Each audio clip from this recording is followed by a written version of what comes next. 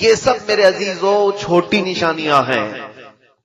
چھوٹی نشانیوں میں اور بہت ساری ہیں جو آپ کے سامنے ہیں. لوگ غیروں کے طریقوں پر حضور صلی اللہ تعالی علیہ وسلم کی امت پاک میں ہی جو مسلمان ہیں، حضور اکرم صلی اللہ علیہ وسلم نے ایک حدیث میں فرمایا یوشک ان تداعى علیکم الامم کما تداعى الاکلۃ الى قصعتها. قیامت کے قریب تم دیکھو گے کہ میری امت پر ساری دنیا جھپٹ پڑے گی جیسے بھوکا برتن پہ جھپٹتا ہے. یہ بھی ہے آج ہر ایک کا ٹارگٹ مسلمان، ہر ایک کا ٹارگٹ اسلام ہے، جتنی بھی قومیں دنیا میں ہیں. حضور سے صحابہ نے پوچھا بھی تھا یومئذ نحن من قلۃ یا رسول اللہ، اے اللہ کے رسول کیا آپ کی اس امت پر جو ساری قومیں جھپٹ پڑیں گی کیا ہم تعداد میں بہت تھوڑے ہوں گے، بہت کم ہوں گے؟ یہ حدیث سنیے آپ. حضور صلی اللہ علیہ وسلم فرماتے ہیں وَلَكِنَّكُمْ كَثِيرُونَ غُثَاءً كَغُثَاءِ الْبَحْرِ. فرماتے نہیں تمہاری تعداد تو بہت زیادہ ہوگی لیکن تمہاری حیثیت سمندر کے جھاگ کی طرح ہوگی. سمندر کا جھاگ ہوا آنے سے اڑ جائے گا، پیوریٹی نہیں باقی رہے گی، اخلاص نہیں ہوگا، ایمان نہیں ہوگا. کروڑوں کی تعداد میں ہیں لیکن سب ڈرے ہوئے سہمے ہوئے ہوں گے. یہ بھی قیامت کی علامت ہے. اور حضور اکرم صلی اللہ تعالی علیہ وسلم فرماتے ہیں وَلَيَقْذِفَنَّ اللَّهُ عَلَىٰ قُلُوبِكُمْ الْوَهْنَ. تمہارے دلوں پر اللہ رب العزت وہن ڈال دے گا، وہن. صحابہ نے پوچھا مل وہن یا رسول اللہ، وہن کسے کہتے ہیں؟ حضور صلی اللہ علیہ وسلم فرماتے ہیں آج اللہ رب العزت نے میرا خوف اور میرا رعب کافروں پر ڈال رکھا ہے، یہاں تک کہ میں 500 میل دور ہوں تو بھی اللہ ہمارا رعب کافروں پر ڈال رکھتا ہے. لیکن ایک وقت ایسا آئے گا کہ میری امت کے دلوں پر کفار کا رعب ڈال دے گا. آج ہے کہ نہیں ہے؟ ہر کوئی ڈرا ہوا ہے. حضور صلی اللہ تعالی علیہ وسلم کی بات حق ہے. حضور نے فرمایا ایک وقت ایسا آئے گا کہ تمہارے دلوں پر کفار و مشرکین کا خوف اور ان کا رعب ڈال دیا جائے گا. صحابہ نے پھر پوچھا ایسا کیوں ہوگا کہ ہمارے دلوں پر؟ حضور نے فرمایا دو چیزیں جب ان کے اندر آ جائیں گی، حب الدنیا و کراہیت الموت. جب دنیا بہت زیادہ ان کو پیاری لگنے لگے، صرف دنیا دنیا دنیا، اور پھر موت سے یہ ڈرنے لگ جائیں، تو یہ دو چیزیں جس وقت میری امت میں آ جائیں اللہ تعالیٰ ان کے دلوں پر کافروں کا خوف ڈال دے گا، ان کا رعب پیدا کر دے گا. شاید یہ دو چیزیں ہمارے دلوں میں آئی گئی ہیں. ہر ایک کو اپنا کچھ بنانا ہے، سیلفش ہیں ہم، ہر ایک کو صرف اپنی دنیا بنانی ہے، اور اس کے بعد پھر کوئی مرنا نہیں چاہتا ہم میں سے.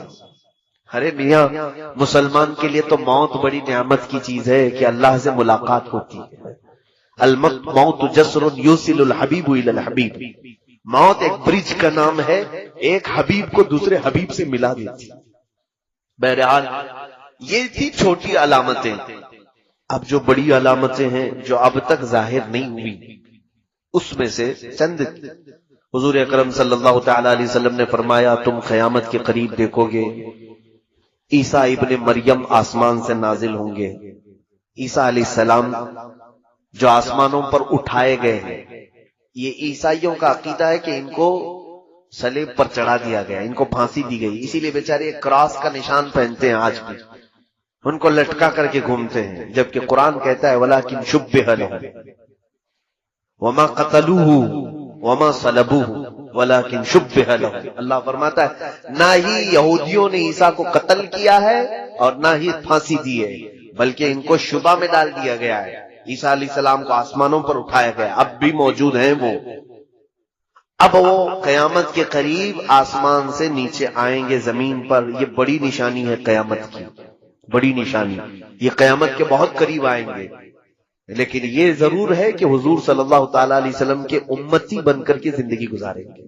اب ان کی شریعت نہیں رہے گی، حضور کے امتی بن کر کے زندگی گزاریں گے. بڑی علامات میں یہ بھی ہے، حضور اکرم صلی اللہ تعالی علیہ وسلم نے فرمایا کہ تم دیکھو گے یاجوج ماجوج نکلیں گے. لوگوں کے دماغ میں یہ ہے کہ یاجوج ماجوج یہ دو آدمی ہوں گے اور یہ پورے لوگوں کو ڈرائیں گے. دو آدمی نہیں، یاجوج ماجوج کی تعداد جانتے ہیں آپ؟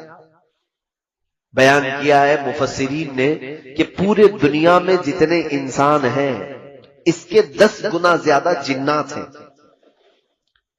10 گنا زیادہ جنات کی تعداد ہے، اور جتنے جنات ہیں اس سے 10 گنا زیادہ یاجوج ماجوج کی تعداد ہے۔ اتنی بڑی فوج ہے یہ، اور یہ چھوٹ جائیں گے، کسی جگہ ان کو قید کیا گیا ہے اور یہ زمین پر آئیں گے، بلکہ وہ زمین میں کسی حصے پر ہیں اب بھی۔ حدیثوں میں اس کا ہے، میرا ٹاپک یاجوج ماجوج نہیں ہے، مختصر میں بتا رہا ہوں کہ وہ آئیں گے، پوری زمین میں فساد مچائیں گے، ہر چیز کھا جائیں گے، لوگوں کی کھیتیاں چر جائیں گے، سامان کھا جائیں گے، پھر ان کو اللہ تبارک و تعالیٰ ایک بیماری میں مبتلا کرے گا اور سارے مر جائیں گے۔ یہ حدیث میں ہے، بڑی نشانی یہ اب تک آئی نہیں ہے۔ اور اس کے علاوہ بڑی نشانی یہ بھی ہے کہ اللہ کے حبیب صلی اللہ علیہ وسلم نے فرمایا تم دیکھنا کہ سورج پچھم سے نکل آئے گا، سورج ابھی پورب سے نکلتا ہے نا، ایک دن ایسا آئے گا کہ سورج پچھم سے نکل آئے گا، لیکن بس وہ دوپہر تک تھوڑی دیر نکلے گا، پھر واپس چلا جائے گا پچھم میں، پھر جہاں سے نکلتا ہے وہیں سے نکلے گا روزانہ، ایک دن صرف ایسا ہوگا۔ اور حضور فرماتے ہیں وہ یعنی دنیا میں عمل کا آخری دن ہوگا، اعمال کا قبولیت کا آخری دن ہوگا، اس سے پہلے جس نے توبہ کیا، اس سے پہلے جو ایمان لایا اس کا ایمان ہے۔ سورج کے پچھم سے نکلنے کے بعد نہ کسی کی توبہ قبول ہوگی نہ کسی کا ایمان قبول ہوگا، کوئی نہیں۔ میرے عزیزو ہمیں یہ معلوم نہیں، ہم راتوں کو سوتے ہیں، پتہ نہیں کون سی صبح سورج پچھم سے نکل آئے، ڈر بھی نہیں ہے، ہمیں خوف بھی نہیں ہے۔ یہ بڑی علامتوں میں سے، اس کے علاوہ بڑی علامتوں میں سے حضور اکرم صلی اللہ علیہ وسلم نے فرمایا تم دیکھو گے کہ آدم علیہ السلام کے پیدائش سے لے کر قیامت آنے تک کا سب سے بڑا فتنہ دنیا میں اگر کوئی چیز ہے، حضور فرماتے ہیں وہ دجال کا ظاہر ہونا۔ دجال، اسی پر آپ مجھے بولنے کے لیے کہا ہے، دجال کا ظاہر ہونا۔ یہ دجال ہے کیا چیز، اس پر میں ڈیٹیل میں آؤں گا، پہلے یہ علامتیں ختم کر لیتے ہیں۔ دجال کا ظاہر ہونا یہ قیامت کی سب سے بڑی علامت ہے، لیکن ساتھ میں ایک اور نشانی ہے، دابۃ الارض، ایک جانور نکلے گا جس کے ہاتھ میں ایک لاٹھی ہوگی، موسیٰ علیہ السلام کی وہ لکڑی ہوگی، اس کے ہاتھ میں سلیمان علیہ السلام کی انگوٹھی ہوگی، وہ جانور پوری دنیا میں گھومے گا، انسان نما جانور ہوگا، اور وہ مسلمانوں سے بھی ملے گا کافروں سے بھی ملے گا۔ تو جس کو ایمان والا وہ دیکھے گا اس کی پیشانی پر موسیٰ علیہ السلام کی عصا سے لکیر کھینچ دے گا، اور جس کو کافر وہ دیکھے گا اپنی انگوٹھی سے اس پر سکہ مار دے گا۔ تو جس کے پیشانی پر نشان لگ گیا وہ مومن ہی انتقال کرے گا، اور جس کی پیشانی پر اس نے انگوٹھی سے تھپا مارا وہ کافر ہی مرے گا۔ وہ لاسٹ فائنل کرنے کے لیے آتا ہے دابۃ الارض۔ لیکن اس سے پہلے دجال آئے گا، دجال کا ظہور، یہ ایک بہت ہی امپورٹنٹ چیز ہے میرے عزیزوں۔ لیکن حیرت کی بات ہے، ہم آج تذکرہ کر رہے ہیں، مجھے ٹینشن نہیں، میں حدیثیں پڑھ رہا تھا، دجال کے آنے کا خوف ہونا چاہیے۔ حضور صلی اللہ تعالی علیہ وسلم اپنی دعاؤں میں یوں عرض کیا کرتے تھے، اللہم انا نعوذ بک من فتنۃ المسیح الدجال، اے اللہ ہم تیری پناہ مانگتے ہیں مسیح دجال کے فتنے سے۔ آپ بھی دعاؤں میں اس کو شامل رکھیں۔ فرمایا کہ جب وہ دجال ظاہر ہوگا تو اس قدر آزمائش میں مبتلا کر دیا جائے گا ایمان والوں کو، وہ 40 دن میں پوری دنیا گھوم لے گا، بہت فاسٹ ہوگا، پوری دنیا میں جائے گا، اور اس کے ایک ہاتھ میں جنت ایک ہاتھ میں دوزخ کی شکل وہ بنا کر کے لائے گا، دکھائے گا، اصلی جنت اور اصلی دوزخ نہیں، لیکن وہ لوگوں کو یہ دکھائے گا کہ میرے سیدھے ہاتھ کی طرف دیکھو، اس میں باغیچے ہیں، لہلہاتے ہوئے باغ ہیں، اس میں نہریں ہیں، اور بائیں ہاتھ میں آگ اگل رہی ہے۔ اس کا منشا اور اس کا مقصد کیا ہوگا؟ وہ کہے گا مجھے خدا بولو، میرے سامنے سجدہ کرو۔ تو اگر کوئی اس کو سجدہ کرنے سے انکار کرے، حدیث پاک میں اس کی دونوں ٹانگیں پکڑ کر چیر دے گا اس مومن کو، یا تو پھر کھولتے ہوئے تیل میں ڈالے گا، یا پھر وہ اپنی جلتی ہوئی آگ میں ڈالے گا، بہت سخت شدت کی تکلیف دے گا۔ اور جو اسے خدا مان لے اس کے سامنے سجدہ کرے وہ اس کو اپنی جنت میں ڈال دے گا. وہ لاکھوں کی تعداد میں لوگوں کو کافر بنائے گا، لاکھوں کی تعداد. اور یہ کوئی بعید بات نہیں لگتی مجھے. کیوں؟ آج کی سچویشن میں دیکھ رہا ہوں، یہاں کوئی بابا، لٹھ والا بابا اگر جیب سے ایک سکہ نکال کر کے دے دے تو لوگ سجدہ کرنا شروع کر دیتے. ارے بڑے پہنچے ہوئے بابا، ان کے بارے میں کچھ بھی مت بولنا. تو یہاں جو باباؤں سے بہک جاتی ہے پبلک، وہ دجال سے کیسے نہیں بہکے گی؟ دجال تو بہت بڑے بڑے کارنامے کر کے دکھائے گا، وہ خالی سکے نکال کر کے نہیں. میرے عزیزو حدیث پاک میں ہے وہ آسمان سے بارش برسا کے دکھائے گا، زمین سے سبزہ اگا کے دکھائے گا. یہ کہے گا کہ میرے حکم سے بارش برستی ہے، میرے حکم سے زمین سبزے اگاتی ہے، تو مجھے خدا مانو. تو لوگ ظاہر سی بات ہے، آپ بارش برسانا اللہ کا کام ہے، زمین سے سبزے اگانا اللہ کا کام ہے. تو بہت سارے لوگ یہی کہیں گے کہ خدا ہمارا زمین پر اتر پڑا، چلو اسی کی عبادت کرو. تو یہ دجال لوگوں کو اپنی عبادت میں مصروف کرنے کی کوشش کرے گا. یہ دنیا کا سب سے بڑا فتنہ، سب سے بڑا فتنہ. لیکن صرف اور صرف دو شہر محفوظ رہیں گے، مکہ مکرمہ اور مدینہ طیبہ. حضور پاک صلی اللہ علیہ وسلم نے فرمایا کہ دجال پوری دنیا گھوم پھر کر مکہ اور مدینے آنے کی کوشش کرے گا، فرشتے اسے دھکا دے کر کے باہر کریں گے. وہ یہ دونوں حرم کی حدود میں نہیں آ سکے گا، بس وہ سیف جگہ ہے. لیکن ہم سب پوری دنیا میں جہاں پر بھی ہیں کوئی جگہ سیف نہیں ہے. دجال ظاہر ہوگا. اب میں یہ بھی بتاؤں کہ حدیثوں میں اس کا ذکر کہاں سے ہے. بعض لوگ کہتے ہیں قرآن میں نہیں ہے، لیکن صحیح احادیث کریمہ میں موجود ہے. صحیح احادیث کریمہ میں دجال کے آنے کی جو علامات بتائی گئی ہیں، سب سے پہلے دجال کا میننگ سمجھ لو آپ کہ اس کو دجال کیوں کہتے ہیں. عربی میں دجل، دجل لفظ ہے یہ، جس کا مطلب ہوتا ہے جھوٹ یا بدل دینا. گدھے کے اوپر آپ نے شیر کی کھال ڈالی تو اس کو کہتے ہیں دجل. یہ فریب کیا ہے، اندر کچھ اور ہے، اوپر کچھ اور دکھا رہا ہے. تلبیس، یہ دجل ہے. اور دجل کا مبالغے کا صیغہ ہے دجال، بہت زیادہ جھوٹ بولنے والا، بہت زیادہ جھوٹ بولنے والا. اور ساتھ میں اس کو مسیح دجال کہتے ہیں. حدیث پاک میں بھی مسیح کا لفظ آیا ہے. مسیح جو ہے، مسیح کے کئی معنی ہیں عربک ڈکشنری میں. ایک معنی یہ ہے کہ ہاتھ پھیرنے والا، ایک معنی ہے شفا دینے والا، ایک معنی ہے کہ لوگوں کو دعا کرنے والا، عافیت دلانے والا، ایک معنی یہ بھی ہے کہ جھوٹ بولنے والا. مسیح کے کئی معنی ہیں. لیکن اب میں آپ کو بتاؤں مسیح دجال کون ہوگا، کیسا ہوگا، کب آئے گا. 3 پوائنٹ پر آپ مجھ سے بات سنیں، اور اس کے آنے سے پہلے کیا ہو گئے. چوتھا پوائنٹ ہے اور وہ بہت ضروری ہے. دجال حضور صلی اللہ تعالی علیہ وسلم نے فرمایا وہ ایک آنکھ کا ہے. کانا دجال. بعض لوگ اس تشویش میں مبتلا ہیں. کچھ لوگ مجھے کہنے لگے اسرائیل میں ایک آنکھ کا بچہ پیدا ہوا ہے، اس کی فوٹو بہت وائرل ہو رہی تھی، کہا کہ دجال پیدا ہو گیا، دجال پیدا ہو گیا. تو سوال میرے پاس یہ آیا کہ دجال پیدا ہوگا یا کہیں سے نکلے گا. حدیث پاک ہے ابو داؤد شریف کی، دجال پیدا نہیں ہوگا، وہ آلریڈی ابھی ہے، کسی جزیرے میں ہے. حضور پاک صلی اللہ تعالی علیہ وسلم ایک دن مسجد نبوی شریف میں تاخیر سے عشاء کی نماز پر آئے. یہ حدیث حضرت فاطمہ بنت قیس رضی اللہ تعالی عنہا سے مروی ہے، اور یہ حدیث غالباً مسلم شریف یا ابو داؤد شریف کی، لیکن سیاہ ستہ میں حدیث موجود ہے. حضور تاخیر سے آئے. صحابہ نے پوچھا یا رسول اللہ صلی اللہ علیہ وسلم عشاء میں اتنی تاخیر سے آپ تشریف لائے؟ کہا ہاں، مجھے تمیم داری کی بات نے روک لیا تھا.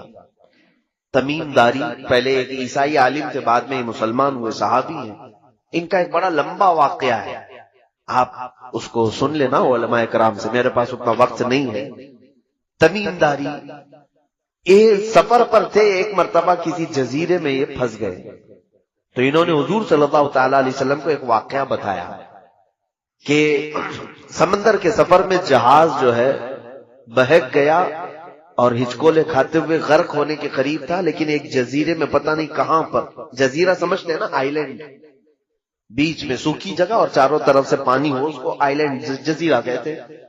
تو اس جزیرے پر میں پہنچ گیا تو وہاں دیکھا ایک عورت بہت ہی اونچی ہے، کالی شکل کی ہے، اور وہ اپنے بالوں کو نوچ رہی ہے۔ میں نے پوچھا کہ تو کون ہے؟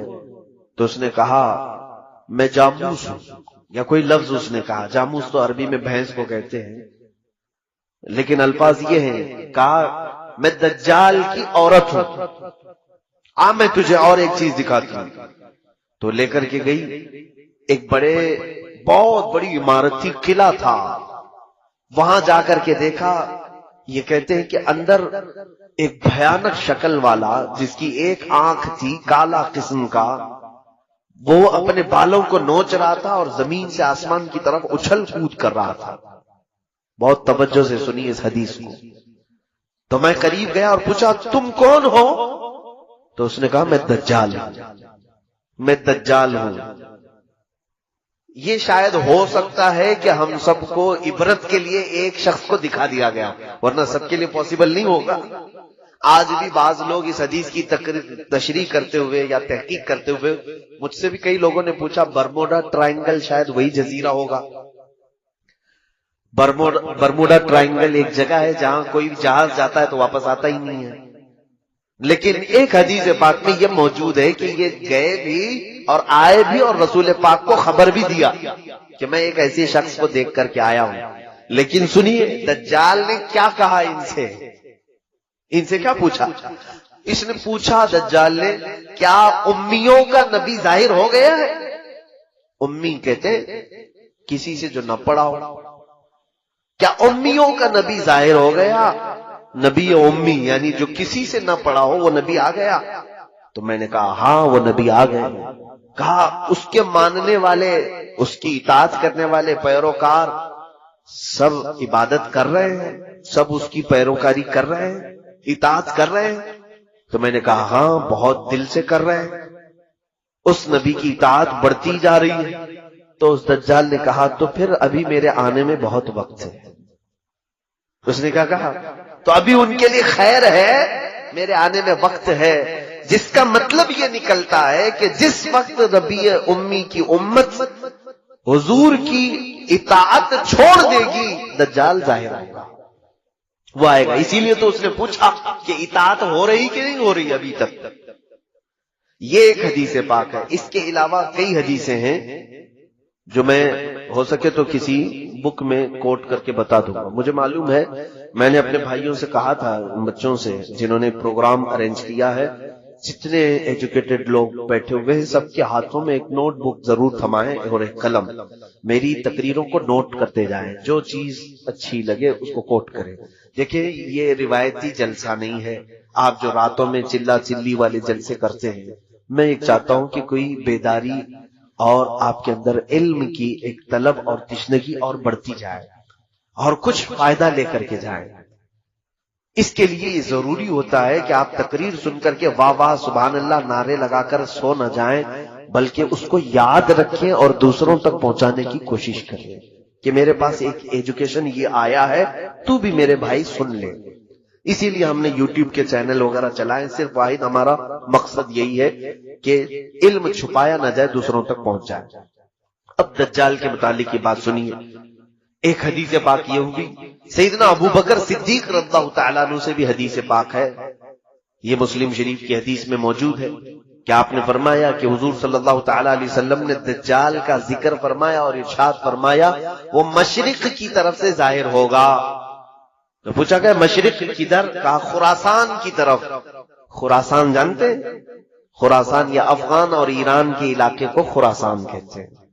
تو یہاں سے بھی ٹینشن ختم ہو گیا۔ کچھ لوگ جو ہے عرب سے کہہ رہے ہیں، امریکہ سے، نہیں ضروری نہیں، حدیثوں میں مشرق کا لفظ آیا اس طرف سے آئے گا۔ تو جب بھی آئے گا اس کے آنے سے پہلے کیا ہوگا؟ میں نے 2 پوائنٹ تو پہلے بتا دیے تھے۔ کون ہے اس کے بارے میں نے بتایا، وہ سب سے زیادہ جھوٹا ہوگا، یعنی جو خدا ہی بن کر کے آیا ہے اس سے بڑا جھوٹا کون ہو سکتا ہے۔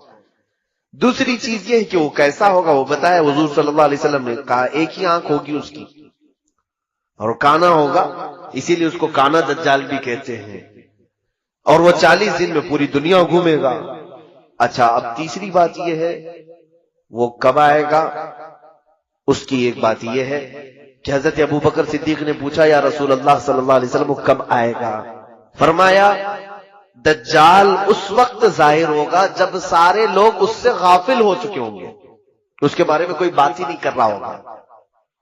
آج تو ہم بات کر رہے ہیں، اسی لیے میں نے کہا مجھے ٹینشن نہیں ہے، لیکن جس وقت سارے لوگ بھول چکے ہوں گے، کوئی بات ہی نہیں کر رہا ہوگا دجال کے متعلق، دجال اچانک آئے گا۔ لیکن میرے عزیزو، ہمارا ایک بات کرنا بھی کافی نہیں ہے، میجورٹی آج دجال کے متعلق گفتگو نہیں کرتی۔ صحیح بات ہے، علماء کرام کو میں بلیم نہیں کر رہا، میں علماء کی توہین نہیں کرنا چاہتا، نہ میں علماء کی بے ادبی کرنا چاہتا ہوں، لیکن آج ہو سکتا ہے یہ مصلحت ہوگی۔ میں نے کثرت سے علماء کو دیکھا دجال کے متعلق یا اس ٹاپک پر نہیں بول رہے، شاید یہ حدیث پاک میں اسی لیے کہا گیا جس وقت سارے لوگ بھول چکے ہوں گے دجال کو، تب دجال آئے گا۔ تو بھول گئے ہیں، آج دوسرے سارے ٹاپک پہ ہم گفتگو کرتے اس پر نہیں۔ جب تک دجال سے لوگوں کو ہم ڈراتے رہیں گے، اس کے فتنے سے پناہ مانگتے رہیں گے لوگ، وہ نہیں آئے گا، وہ نہیں آئے گا۔ اب اس کے آنے سے پہلے کیا ہوگا، یہی میرا ٹاپک ہے۔ فرمایا گیا کہ جھوٹ کو سچ کر دیا جائے گا اور سچ کو جھوٹ بنا دیا جائے گا۔ پوری دنیا میں آج اس مشن پر پورا بہت بڑے پیمانے پر کام ہو رہا ہے، جھوٹ کو سچ بنا دو اور سچ کو جھوٹ بنا دو۔ اور اس میں سب سے بڑا اگر کوئی رکن ہے دجال کا تو وہ میڈیا ہے۔ اسی لیے میں اپنی تقریروں میں ہمیشہ یہ کہتا ہوں، لوگ گودی میڈیا کہنے لگے، گودی میڈیا نہیں، ان کو دجالی میڈیا کہو۔ دجال کے پلان پر عمل ہو رہا ہے، یعنی جتنا جھوٹ ہے اس کو اتنا مسالہ لگاؤ، اتنی بار بولو کہ سچ لگنے لگ جائے، اور کسی سچ کو اتنا چھپا دو کہ لوگ بھول جائیں کہ وہ کوئی جھوٹی بات ہوتی۔ یہ آج ہو رہا ہے کہ نہیں ہو رہا ہے؟ اور گناہوں کو سجا کر کے پیش کیا جائے گا کہ نئی نسل کو یہ لگے گا کہ یہ نیکی کا کام ہے۔ آج سود کو انٹرسٹ کا نام دیا گیا، فائنانس کا نام دیا گیا، نئے نئے نام دے رہے ہیں۔ گناہ تو وہی ہے نا، شراب کو الگ الگ نام دیے جائیں گے سجا کر کے۔ بہت سارے نوجوان ہیں ہمارے کہتے شراب نہیں پیتے، بیئر پی رہے ہیں۔ بیئر کیا چیز ہے میرے عزیزو؟ نام بدلنے سے کوئی چیز کی حرمت نہیں بدلتی، نئے نئے نام۔ ایک بار میں پلین میں تھا، ایک ایئر ہوسٹس آئی، اس نے ایک کین دیا، سب کو دے رہے تھے، کہا یہ کریزی واٹر ہے۔ کریزی واٹر یہ کیا چیز ہے؟ لوگ اس کو کریزی واٹر کہہ رہے تھے، دوسرے ہمارے ساتھ جو تھے وہ لیے پی رہے تھے۔ میں نے پوچھا کہ وائن ہے، شراب ہے؟ کہا نہیں، کریزی واٹر۔ میاں کریزی واٹر کا مطلب کیا ہوتا ہے؟ کیا پانی پاگل ہوتا ہے؟ کوئی پاگل پانی؟ کریزی واٹر کا مطلب؟ تو بغل والے نے کہا کہ یہ وائٹ الکوہل ہے، یعنی شراب جس طرح رنگیلی ہوتی ہے اس کو بالکل پیوریفائی کر دیا گیا ہے، اور اتنا ریفائن کر کے جیسے پانی ہوتا ہے ویسی پانی کی طرح اس کو بنا دیے، لیکن ہے شراب، ہے شراب لیکن بالکل پانی کی طرح بنایا گیا، اس کو کریزی واٹر کہہ رہے ہیں۔ میرے عزیزو، اس دن مجھے یہ سمجھ میں آیا کہ یہی دجال کے آنے سے پہلے جو مخبر صادق صلی اللہ علیہ وسلم نے بیان فرمایا، ہر باطل چیز کو سجا کر کے دنیا میں پھیلا دیا جائے گا۔ آج اس مشن پر سب سے زیادہ کام ہو رہا ہے۔ میں آپ کو اب یہ بات بتاؤں گا کہ مولانا آپ یہ دجال کے متعلق کہہ رہے ہیں کہ دجال کے آنے سے پہلے یہ ساری چیزیں ہوں گی، لیکن کون کر رہا ہے؟ میں یہ بھی بتا دوں، دجال کے آنے کا جتنا ہمیں خوف ہے، ہمیں ڈر ہے کہ نہیں ہے؟ حضور نے فرمایا کہ اس کے فتنے سے ڈرو، کہ وہ بہت بڑا فتنہ ہے، کتنوں کو بے ایمان کر دے گا، کافر بنا ڈالے گا۔ میں ابھی شروع میں ہی یہ بات کہا نا، ہم پتہ نہیں ہمارے سامنے چھوٹی بڑی چیزیں اچھمبے والی ہوتی ہیں تو ہم دل دے بیٹھتے ہیں لوگوں کے پیچھے، دیکھتے نہیں کتنے ایسے ڈھکوسلے پیروں کے پیچھے پھر رہے ہیں۔ اچھے پیروں کی بات نہیں کر رہا ہوں، ہمارے علاقے میں بہت سارے ایسے ہیں ساؤتھ سائڈ میں جو ایک وقت کی نماز نہیں پڑھتے، عورتوں سے اپنے جسموں کی مالش کرواتے ہیں، ان کے ہزاروں مریدین ہیں۔ ایک بابا ہے، اس کو دودھ سے لوگ نہلاتے ہیں، عورتیں نہلاتی ہیں، اس نے تو اپنے گھر کے سامنے کعبہ تک بنا ڈالا ہے، کعبہ تک بنا ڈالا ہے۔ کیوں ان کے پیچھے پبلک ہے؟ میں نے پوچھا کہ تم پاگل ہو مسلمان ہو؟ اس بابا نے تو خالی اتنا ہی دکھایا، جب دجال بارش برسا کے دکھا دے گا، سبزہ اگا کر کے دکھا دے گا، تب تو یہ قوم تو اس کو اللہ ہی کہنے لگ جائے گی، اس کو تو خدا مان بیٹھے گی۔ اسی لیے دجال پوری دنیا کا سب سے بڑا فتنہ ہے جو حضور نے فرمایا۔ اب اندازہ کیجیے آپ، رسول کریم صلی اللہ تعالی علیہ وسلم جس کے فتنے سے پناہ مانگتے ہو، وہ فتنہ کتنا بڑا ہوگا۔ نبی آخر الزمان صلی اللہ علیہ وسلم خود دعا کرتے تھے، اے اللہ مجھے دجال کے فتنے سے بچا، وہ کتنا بڑا فتنہ ہوگا۔ اس لیے ہم لوگوں کو ہلکے میں نہیں لینا ہے اس کو۔ اچھا، میں جو بات کہہ رہا تھا، ہم جتنا اس کے فتنے سے ڈرتے ہیں، دنیا میں ایک قوم ایسی ہے جو اس کا شدت سے انتظار کر رہے ہیں۔ دجال کو وہ بہت زیادہ چاہتے ہیں، بہت زیادہ محبت کرتے ہیں، اور اس کے آنے کے لیے جانے کیا کیا کر رہے ہیں۔ ہم ڈر رہے ہیں نا، ہم تو اس کے فتنے سے ڈرے۔ دنیا میں ایک قوم ہے جو دجال کے آنے کا انتظار کر رہی ہے، وہ یہودی قوم ہے، جیوز جو ہیں، یہودی اسرائیلی۔ میں اس کو کھل کر کے بول رہا ہوں۔ ایک بات مجھے معلوم ہے، میرے استاد مصر میں انہوں نے بتایا بھی تھا کہ یہودی اس وقت دنیا میں اتنے منصوبے بناتے ہیں، اور ان کے خلاف جو بولتا ہے اس کو یا تو مار ڈالتے ہیں، یا اس کے خلاف ایسی سازشیں رچتے ہیں کہ وہ بند ہو جائے، قید ہو جائے، یا تو پھر اسے خرید لیتے ہیں۔ یہ تو میں تقریباً 10 سال سے بول رہا ہوں۔ مجھے اس بات کا خوف نہیں ہے۔ جس وقت تک اللہ نے زبان رکھی ہے، میں امت محمدیہ کو حضور کی امانت سپرد کر کے رہوں گا۔ جب اللہ کو منظور ہو وہ میری زبان بند کرا دے، اور رب تبارک و تعالیٰ کے چاہے بغیر کچھ نہیں ہوتا۔ اس بات کو سن کر کے چلے۔ اگر کسی کو سننے میں اور محفل میں بیٹھنے سے ڈر لگتا ہے کہ یہ کوئی ہاٹ ہارر ٹاپک ہے، تو خدا حافظ کہہ سکتے ہیں، اپنے بستر پہ جا بھی سکتے ہیں۔ میری طرف سے کوئی زور زبردستی نہیں ہے بیٹھنے کی، لیکن اگر کسی کو کچھ نالج لینا ہے تو بیٹھ سکتے ہیں۔ دجال کے متعلق سب سے زیادہ اگر کسی کو انتظار ہے تو یہودیوں کا ہے، اسرائیل کو۔ اب ان کی کتابوں میں ان کے بڑے لوگوں نے لکھا ہے کہ دجال اس وقت تک نہیں آئے گا جب تک اسلام اور مسلمانوں کو رسول سے دور نہیں کر دیا جائے گا۔ سب سے اہم چیز ہے یہ۔ ان کو کیا چاہیے؟ دجال چاہیے۔ اور دجال کے آنے کے لیے دروازہ کیا ہے؟ پوری دنیا کے مسلمان اپنے نبی سے دور ہوں، کیونکہ دجال نے بھی اس حدیث میں نے بتایا نا، پوچھا نا تمیم داری سے کہ وہ آخری نبی آ گئے، تو انہوں نے کہا آ گئے۔ اس نے پوچھا کیا ان کی امت ان کی اطاعت کر رہی ہے؟ تو انہوں نے کہا اطاعت کر رہی ہے۔ تو دجال نے کیا کہا؟ ابھی میرے آنے کا وقت نہیں۔ اب ان کو دجال چاہیے، کیوں؟ یہ کہتے ہیں ہمارا وہ مسیحا ہے۔ دجال کے آنے کے لیے روزانہ صبح اور شام میں دعائیں ہوتی ہیں اسرائیل میں، روزانہ دعائیں ہوتی ہیں، اور وہ اس لیے دعا کرتے ہیں کہ وہ ہمارا مسیحا ہے، ہمیں تکلیفوں سے نجات دے گا، ہماری پوری دنیا میں حکومت قائم کرے گا، ہمیں موت سے بھی بچائے گا۔ ایک بات یہ بھی یاد رکھ لیں کہ دنیا میں سب سے زیادہ موت سے ڈرنے والی قوم یہودی ہے۔ وہ مرنا نہیں چاہتے کوئی بھی، وہ موت سے بہت ڈرتے ہیں۔ اسی لیے ان کا آپس میں جو ایک دوسرے کو سلام بھی جو کرتے ہیں نا، ہم السلام علیکم کہتے ہیں، ان کا سلام ہے ذی 1000 سال۔ فارسی میں یہ ہے ذی 1000 سال، تفسیر میں لکھا ہوا ہے یہودی آپس میں ایک دوسرے کو سلام بھی کرتے ہیں تو یوں کہتے ہیں جیو 1000 سال، جیو 1000 سال۔ قرآن میں پہلے پارے میں اللہ نے فرمایا ہے لو یعمر 1000 سنۃ وما هو بمزحزحہ، یعنی اگر ان کو 1000 سال کی عمر بھی دے دی جائے تب بھی وہ مرنا پسند نہیں کرتے۔ اور اللہ تعالیٰ نے ان کے رد میں جتنی آیتیں نازل فرمائی، یہ کہتے ہیں ہم اللہ کے بیٹے ہیں، ہم اللہ کے محبوب ہیں۔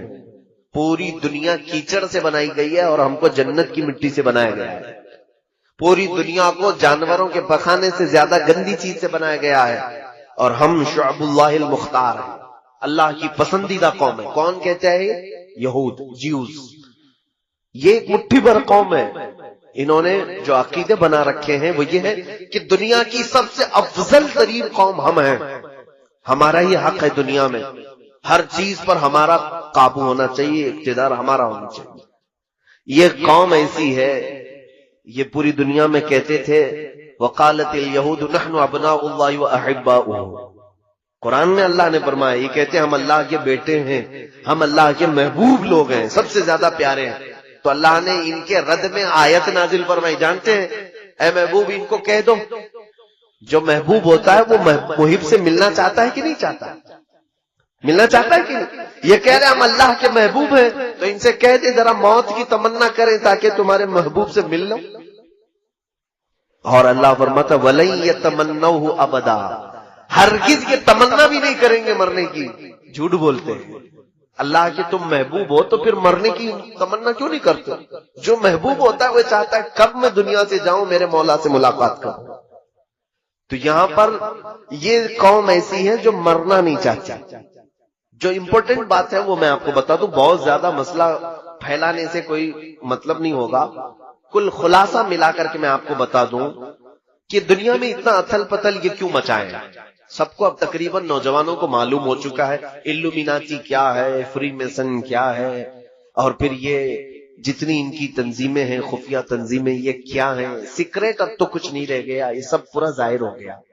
1 آئی، یہ ایک آنکھ کی علامت کیا ہے، ٹرائنگل کیا ہے، 66 کیا ہے، یہ سب یہودیوں نے بنائی ہوئی علامت سے۔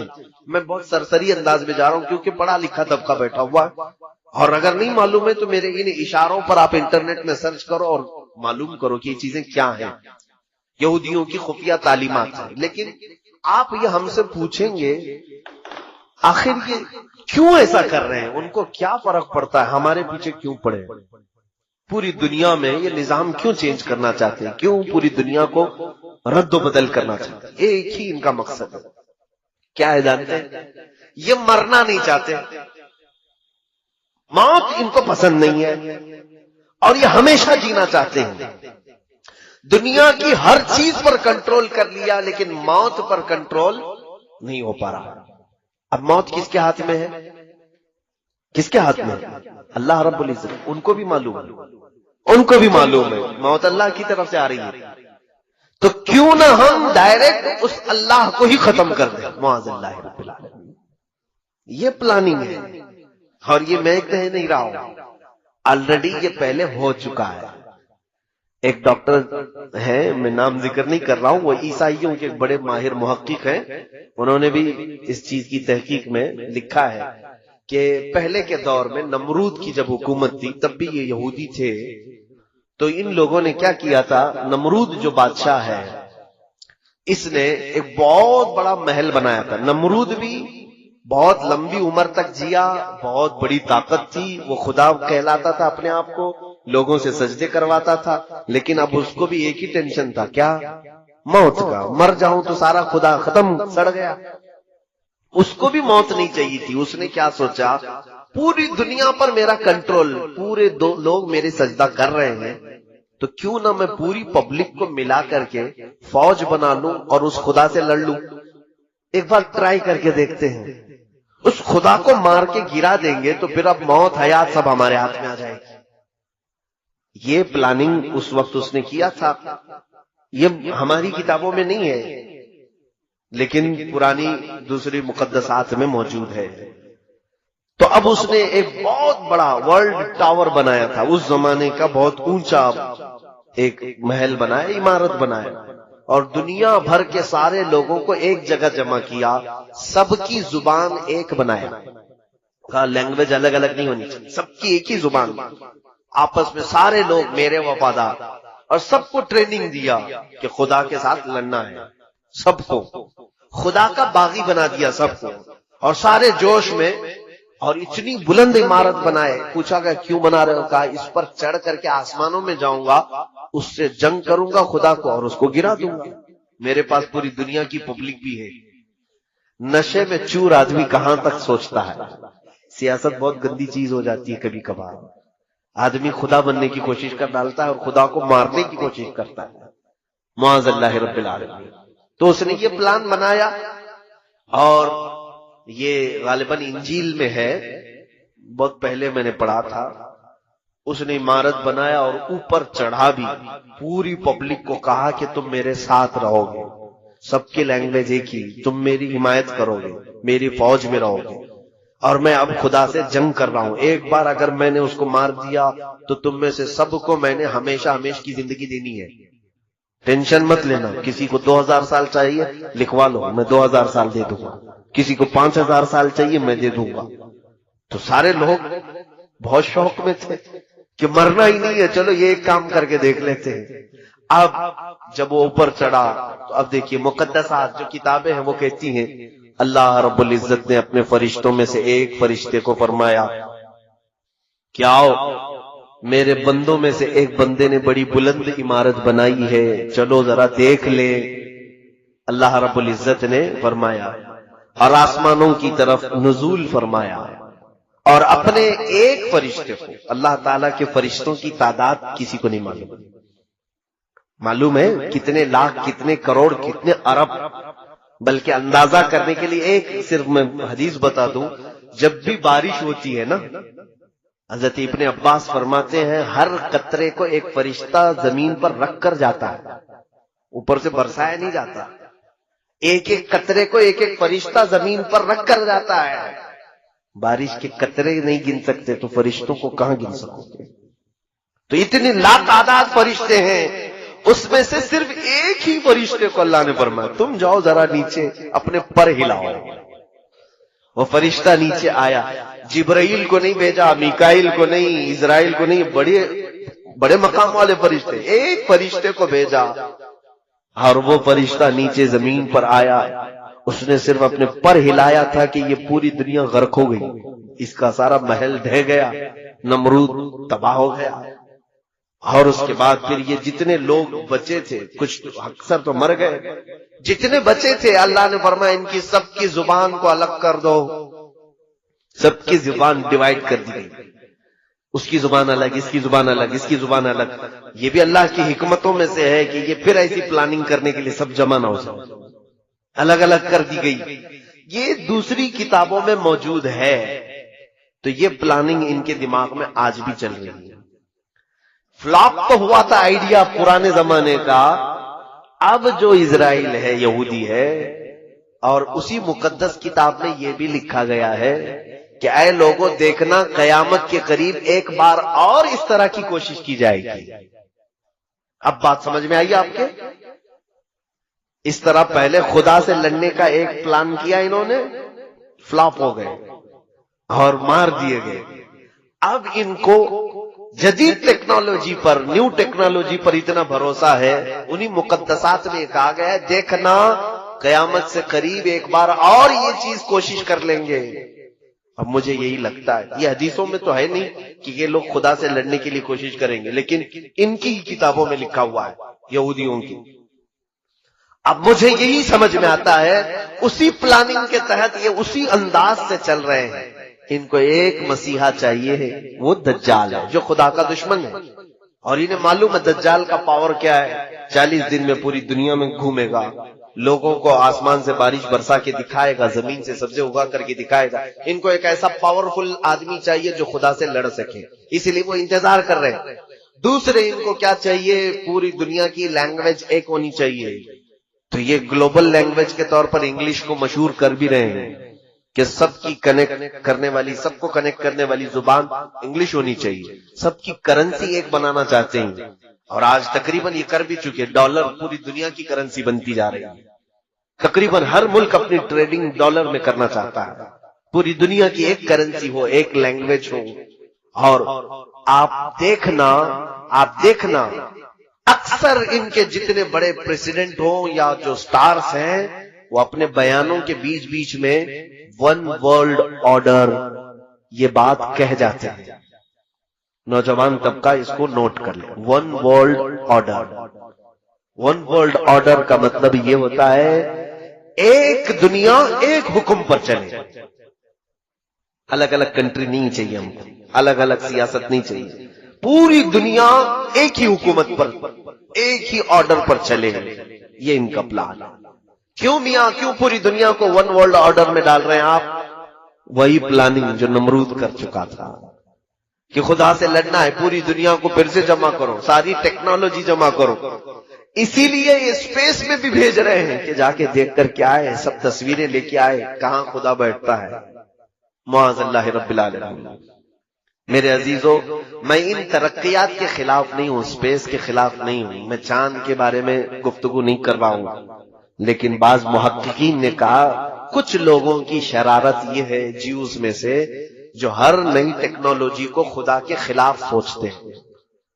یہودیوں میں بھی، آج میں پورے یہودیوں کی بات نہیں کر رہا، بہت سارے یہودی وہ ہیں جو ان شرارتوں کو بالکل پسند نہیں کرتے ہیں، وہ تورات انجیل پر یقین رکھتے ہیں، ایمان رکھتے ہیں۔ عیسائیوں میں بھی سارے نہیں ہیں، وہ بھی اپنی مقدسات پر ایمان رکھتے ہیں، لیکن کچھ ایسے ہیں جن کو عباد الشیطان کہا جاتا ہے۔ یہودیوں میں ایک تنظیم ایسی نکلی جو ڈیول ورشپرز ہیں، یعنی شیطان کی عبادت کرتے ہیں، پوجا کرتے ہیں۔ یہ ان کا پورا کیا ہوا ہے، پوری دنیا کو بدلا ہوا۔ اب سنیے، اب یہ پوری دنیا میں کیا ہنگامہ مچا رہے ہیں، کیا ہنگامہ مچائیں گے۔ میں باخبر ضرور کرنا چاہوں گا ہر بچے کو، ہر جوان کو۔ میں نے مصر میں ایک کتاب پڑھی تھی، تقریباً وہ 150 سال پہلے کی ایک میٹنگ ہوئی تھی۔ حاخام کہتے ہیں یہودیوں کو، مولانا پڑھے ہوں گے، حاخام۔ یہ یہودیوں کے بڑے حکیم جو ہوتے ہیں ان کو حاخام کہتے ہیں۔ انہوں نے ایک میٹنگ لی اور اپنے حکیم سے یہودیوں نے پوچھا کہ ہم لڑکیوں کو ننگا تو کرنے کی پوری کوشش کرتے ہیں، لیکن مسلمان لڑکیاں ننگی نہیں ہوتی جلدی، یہ جلدی اپنا لباس اتار کر کے باہر آتی نہیں، ہم نے تقریباً دنیا کو ننگا کرنے کی کوشش کر ڈالی۔ تو اس حکیم نے 150 سال پہلے کی بات بتا رہا ہوں، کیا مشورہ دیا جانتے ہیں؟ اس نے کہا تھا کہ لوگوں تمہیں فطرت معلوم نہیں انسان کی، عورتوں کی فطرت یہ ہے کہ بچپن میں ان کو جیسا پہنایا جاتا ہے جوانی میں ویسی ہی پہنتی ہیں۔ اگر کوئی بچی بچپن سے دوپٹہ پہنتی ہو اور فل کپڑے پہنتی ہو، اچانک 16 سال کی عمر میں اس بچی کو آپ آدھے کپڑے پہننے کے لیے کہیں، نہیں پہن پائے گی، شرم و حیا زیادہ ہوتی ہے۔ آپ ہی کی بات لے لیں، ابھی آپ پینٹ شرٹ پہن رہے ہیں، فل کپڑے پہن رہے ہیں، اچانک آپ کو کہہ دیں چڈی پہنو اور ہاف بنیان پہن کے باہر آؤ، شرم لگے گی کہ نہیں لگے گی؟ حیا مانے ہوتی ہے۔ جو فل کپڑے پہنتا ہے وہ ہاف کپڑے میں جلدی نہیں آتا۔ ہاں، جس کی بچپن سے ہی ہاف کپڑے میں رکھ دیا جائے، وہ 16 سال کیا، 20 سال کیا، 40 سال کیا، وہ ننگا گھومنے میں اسے کبھی شرم نہیں آتی۔ اس یہودی حکیم نے کہا، اے لوگوں، مسلمان بچیاں اس لیے ننگی نہیں ہو پا رہی آج تک ہمارے پلان کے مطابق کہ ان کے گھروں میں ان کے ماں باپ ان کو فل کپڑے پہنا کر کے رکھتے ہیں، بچیوں کو دوپٹے اڑواتے ہیں، اسکارف پہناتے ہیں، جس کی وجہ سے 16 سال کی عمر میں ان پر تم محنت کرتے ہو، یہ ننگی نہیں ہو پاتی۔ کہا کیا کریں؟ اس یہودی عالم نے کہا ان کی بچیوں کے کپڑے ہاف بنانا شروع کرو، بچیوں کے اوپر محنت کرو، بڑی عورتوں پر نہیں، 16 سال 17 سال کی عمر کی بچیوں پر نہیں، چھوٹی بچیوں پر محنت کرو۔ میں نے یہ ایک عبارت پڑھی تھی، اس کے بعد آج تک میں دیکھ رہا ہوں مارکیٹ میں جب ہم لباس خریدنے کے لیے جاتے ہیں اپنی چھوٹی بچیوں کے، بہت کم ایسا لباس ملتا ہے جس میں فل سلیوز ہوتے ہیں، ہاف کپڑے کے بچیوں کو ہم سب پہنا رہے کہ نہیں پہنا رہے؟ اور ہم تو اگر کسی کو کہیں تو کہے گا کیا مولانا ابھی سے پردہ فرض ہو گیا، 2 سال کی بچی ہے، 3 سال کی بچی ہے، کیا ابھی سے ہم اس کو برقع پہنا دیں، نقاب پہنا دیں؟ میاں، نقاب اور برقعے کی بات میں نہیں کر رہا ہوں، انجانے میں ہم اس کو ننگا بنانے کی عادت ڈال رہے ہیں، آج ہی سے ہم اس کو ننگا رہنے کی عادت ڈال رہے ہیں۔ یہ ہمارا نہیں میرے عزیزوں، 150 سال پہلے کی یہودی عالم نے، حاخام نے اپنے یہودیوں کو کہا تھا کہ مسلمان بچیوں کو اگر ننگا کرنا ہے تو ان کی بچیوں کے کپڑے ہاف بناؤ۔ جاؤ آج مارکیٹ میں دیکھ لینا، آپ مارکیٹ میں دیکھو آج کپڑے تو ایسے ہم پہنا رہے ہیں۔ اکثر مسلمانوں کو ہم نے دیکھا کہ وہ دکان میں جا کر کے یہ پوچھتے ہیں کہ ویسٹرن سٹائل کے کپڑے چاہیے بچیوں کے لیے، اور ان کے لیے الگ سے کپڑے دکان والے دیتے بھی ہیں کہ اسکرٹ ہونی چاہیے چھوٹا سا، اور بچیوں کو کندھے شولڈر دکھ رہے ہوں، ان کے جسم کے اعضاء ظاہر ہو رہے ہوں۔ اور وہ بچی جوان جب ہوتی ہے تو فل کپڑوں میں اپنے آپ کو انکمفرٹیبل محسوس کرتی ہے۔ اگر اس کو اچانک برقع پہنا کہتے کیا مجھے قید کر رہے ہو، بچپن سے تمہیں چھوٹے چھوٹے کپڑے پہنتی تھی، ابھی تم اسکارف ڈالو گے، دوپٹہ ڈالو گے، کیا کیا ڈالو گے میرے اوپر، جھلاتی۔ اور ان بچیوں کو ہم نے دیکھا ہے جن کی بچپن سے ہم نے تربیت اچھے ماحول میں رکھی، وہ بڑی ہونے کے وقت میاں ایسا ہے کہ وہ دوپٹے اپنے پورے جسموں پر ڈال کر کے رکھتی ہیں، صرف سر پر نہیں بلکہ کوئی حصہ ان کا جھلکنے نہیں دیتی، وہ حیا بہت زیادہ ہوتی ہے۔ اس پلان کے ہم شکار ہو گئے، ہمارے لباس میں بے ترتیبی جو آئی ہے یہی دجالی منصوبوں کے تحت ہوا ہے۔ یہود جو پوری دنیا کو بے آبرو، ایک ایسی قوم دیکھنا چاہتے ہیں جو خدا سے دور ہو، اللہ تعالیٰ نے جو کہا ہے اس کا مخالف ہو، رسول جو چاہتے ہیں اس کے خلاف۔ اس مشن کے تحت ایک دو نہیں میرے عزیزوں، ہزاروں کام ہو گئے، گنانے کے لیے میرے پاس اتنا وقت نہیں ہے۔ شارٹ میں چلوں، اگر کپڑوں کو دیکھا جائے تو ہمارے کپڑے چھین لیے گئے، لباس بدل دیا گیا۔ ہر نوجوان بچہ آج ہمارا یہ چاہتا ہے کہ مجھے ویسٹرن سٹائل کے کپڑے چاہیے، ہیئر سٹائل مجھے کسی ایکٹر کا چاہیے، لڑکیاں چاہتی ہیں کہ وہ ہیروئن بن جائیں، ایکٹریس کے لباس چاہیے، ایکٹریس کے ہمیں جانتے ہو یہ پورے ایکٹر اور ایکٹریس پر لاکھوں ڈالر کی لاگت پہ خرچ کیا جاتا ہے۔ کون خرچہ کرتا ہے؟ ان کے اوپر پورے جیوز یہودی خرچ کرتے ہیں کہ یہ سٹار ہیں، یہ ماڈل ہیں، ان کو کپڑے پہناؤ اور پوری دنیا کو دکھاؤ، ان کے ذریعے سے پوری دنیا وہی کپڑے پہنے گی جو یہ پہنے گی۔ آپ کو معلوم نہیں ہے بڑے بڑے سٹار الومیناتی ہیں، اب تو وہ اعلان کر رہے ہیں ہم الومیناتی ہیں۔ الومیناتی یہ یہودیوں کی تنظیم ہے جو صرف اسی مشن پر کام کرتی ہے کہ وہ سٹار بن کر کے لوگوں کو اپنی طرف راغب کریں۔ میرے عزیزوں، ایک وقت ایسا آئے گا کہ اگر سب کے سامنے کچرا کھائیں گے تو ان کے فین ایسے ہیں وہ کچرا بھی کھا لیں گے، ان کو نشے کے عادی بنا دیں گے۔ ان پر بڑی لاگت کا خرچہ ہوتا ہے سٹارز پر کہ پوری دنیا کے ماحول کو یہ چینج کرنے والے ہیں۔ یو کے، یو ایس اے، یہاں پر سب ایکٹر اور ایکٹریس نہیں، وہاں پر سنگرز جو ہے ان کی بڑی ویلیو ہے۔ کوئی بڑا سنگر ہو اس پر لاکھوں خرچہ کیا جاتا ہے۔ فٹ بال پلیئرز جتنے ہیں ان کے اوپر بہت ڈالر کے خرچ ہوتے ہیں کیونکہ ان کے لاکھوں کی تعداد میں فینس ہوتے ہیں، ان کو دیکھنے والی ایک بڑی دنیا ہوتی ہے۔ آپ دیکھیں کسی بھی ایکٹر کی آپ ہسٹری نکال کر کے دیکھیں، اس کے فالوورز کتنے ملینز میں ہیں، کسی کے بلین میں ہیں۔ ایک وہ عمل کرے گا تو پورے ملین لوگ اس کے فالوورز عمل کرنے لگ جائیں گے۔ یہودیوں نے بہت آسانی سے اپنے معاملات دوسروں تک پہنچانے کے لیے پوری دنیا کے کریم طبقے کو چوائس کیا ہے۔ یہ تھے لباس کی بات، اور جب انہوں نے یہ پڑھا ہے حدیثوں میں، ایک بات یاد رکھیں کہ ہم سے زیادہ حدیثیں وہ پڑھتے ہیں۔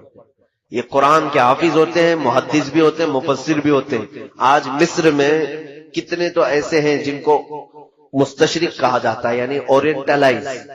یہ لوگ یہودی ہیں اور اسلامی تعلیمات کے ماہر ہوتے ہیں، یونیورسٹی میں پڑھا رہے ہیں۔ کائرو یونیورسٹی میں میری خود ملاقات تھی ایک ڈاکٹر جو اسلامی شریعت کی کتابیں پڑھاتا ہے، یہودی عالم، یہ ہم سے زیادہ پڑھتے ہیں۔ جب انہوں نے یہ پڑھا کہ مسلمان سب سے زیادہ ان کا لگاؤ اللہ اس کے رسول سے ہے، کم ہونے کے لیے مین چیز کیا ہے تو رزق ہے۔ ہمارا سارا معاملہ رزق پر چلتا ہے، اگر رزق اچھا ہے تو دعائیں بھی پہنچتی ہیں، عبادتیں بھی پہنچتی ہیں، اور رزق خراب ہو گیا تو سارا ہمارا کنیکشن کٹ گیا، ختم ہو گیا، ہماری دعائیں اجابت سے نہیں ٹکراتی، ہماری عبادتیں قبول نہیں ہوتی۔ تو رزق پر ایسا عمل کیا گیا ہے، ایسا کہ پوری دنیا میں آج دیکھیں چند سالوں کے بعد حلال کھانا ہمارے لیے مشکل ہو جائے گا۔ حلال کھانا مشکل ہے، بہت کم ایسے لوگ ہیں جو بچ پائے ہیں حرام سے، ورنہ تو پورا ایک طبقہ، عرب والے تو پورے کے پورے مبتلا ہیں۔ ان کے گھر گھر پر KFC اور میکڈونلڈ، سب وے، نہ جانے کتنی ایسی فوڈ کی کمپنیاں پہنچی ہوئی۔ کئی ایسی کمپنیاں ہیں جو پورک بناتی ہیں، کئی ایسی کمپنیاں ہیں جو علل اعلان بیچتی ہیں کہ ہمارے ہاں خنزیر کا گوشت بکتا ہے۔ خود ممبئی میں ایک مسلمان پیزا کا ایک ہوٹل چلاتا ہے، مسلمان ہے، اس کے پاس دونوں سیکشن ہیں، پیزا نان ویج اور ویج کا۔ نان ویج کے پیزے میں اس نے خنزیر کا گوشت ملا کر کے بیچتا ہے، بیچتا ہے، اور اس سے سوال بھی کیا گیا تو کہتا ہے یہ تو آپ کی چوائس ہے، چاہے تو آپ کھائیں نہیں تو نہ کھائیں، میں زبردستی تھوڑی نہ بیچ رہا ہوں۔ میرے عزیزوں، کھانے کی چیزوں کو اتنا بدل دیا گیا، اسی لیے میں کہتا ہوں اپنا ٹیسٹ بدل لو۔ بہت زیادہ زبان کو لذتوں کا عادی مت بنانا، ورنہ حرام چلا جائے گا پیٹ میں۔ اور پھر ہمارے ہندوستان میں کیا چھوڑا گیا؟ ہر اناج کو، ہر چیز کو، کبھی گائے کا پیشاب ملا کر کے، کبھی پتہ نہیں کیا کیا ملا کر کے۔ کمپنیاں نہیں آئی ہمارے ہاں، کوئی چاکلیٹ نہیں چھوڑا انہوں نے حرام چیزوں کے ملانے سے، کہ بچے چاکلیٹ کھائیں اور اس میں پتہ نہیں کن کن جانوروں کی چربیاں ملائی گئی۔ ہزار یہ کہتے ہیں کہ حلال ہے حلال ہے، لیکن ان کی نیت میں کھوٹ ہے۔ میرے عزیزوں، ہمارے رزق پر بہت بڑا اثر ہو رہا ہے۔ میں چند دنوں پہلے چکن کے متعلق ایک بیان کیا تھا۔ میں حرام نہیں کہتا ہوں گوشت کو، چکن کو، لیکن وہ ہو سکے تو آپ سن لینا۔